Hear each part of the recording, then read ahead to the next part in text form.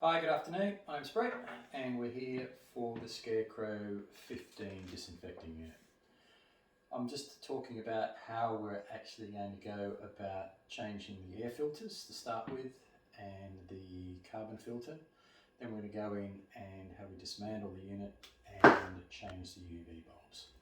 So, to save time, I've got my Allen key, it's just under 1 mil.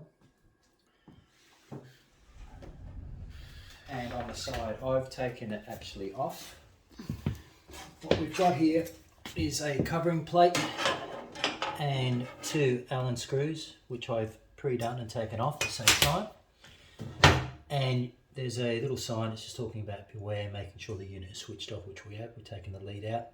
Just a finger, just gently lift up and just pull gently out. We can start seeing the filters. We would see initially, if this has been running, we would see some dust and debris at this part. This is for the first part of the actual, just getting rid of any dust particles and others before it actually goes into the charcoal filter. And then we have the HEPA filter. So these should last at least 6 to 12 months. This is the part that you can clean, wash when you find that you've got dust particles or quite a bit of debris on it. And you can on this side give that a light vacuum, but under no circumstances do you really want to touch or do anything with the HEPA filter, because of course we don't know what's in that HEPA filter if we're actually in an environment where we've got viruses. So that's the first part. Putting it back is exactly the opposite. Putting it together, slotting it in, and then you'll just push it straight into the unit like that.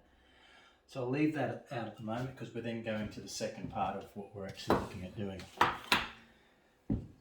There is a few screws on the top with the same size Allen key. We have these, so we have 4 of these on the top of the unit.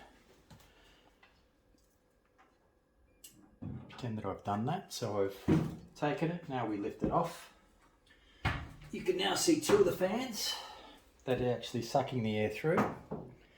And we have a little switch here, it's just a safety switch, making sure the unit won't switch on unless it's got weight of that piece of metal that I've just taken off. Second part then, once we've taken the 4 little Allen screws off, is we've got 2 larger screws on the back here, which I've pre-taken off. And then the piece will actually just lift up. So we just gently lift it up and off out of the unit. And that shows us the back. We now can see that we've got a fully encased in metal protecting us from the UV bulbs. So we've got 4 UV bulbs in here. Once again, to save time, I've taken most of them off. We've got 1, 2 and 2 on the other side of just these nuts for the washer. These would obviously be a bit tighter than just finger tight. So all of them are off and it will just slide out. So I'll just gently slide the protection cover off. Quite heavy. And now we can see the unit in all its glory. For the UV lamps, we can actually, if we come down, you can actually have a look how the air's been sucked through the filters.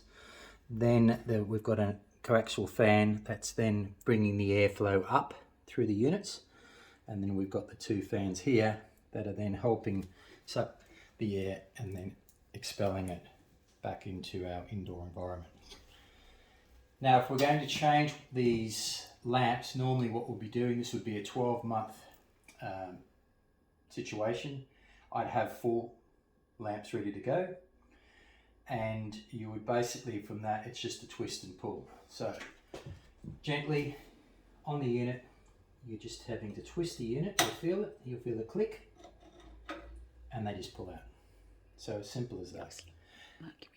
So with that bulb as well, remember it has got mercury in it. We can't just throw that away to normal domestic rubbish. We actually have to make sure that we're putting that into a certified dangerous goods mercury place. And most commercial facilities will have that for you. So if we are doing it, we've got to dispose of it properly. Anyway, so the new one, we pretend it's come out of the box. It's just a matter of sliding the unit back in. And just a slight twist, click, and we're away. So that would be through the 4 units. And then once we've done that, of course we can't start the unit up because this UV light will fry you. So we've got to put everything back together and then test the unit. So I hope you've enjoyed looking at that, seeing what we're doing, and the inside of the unit is very robust. But the good news is these bulbs and everything will last a long time. Thanks for watching.